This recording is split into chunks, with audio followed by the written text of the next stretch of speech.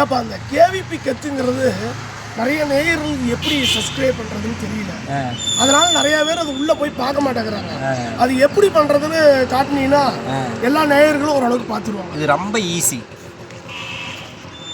KVP அப்படிங்கிறத KVP இதை இங்கிலீஷில் பதிவு பண்ணிக்கணும்.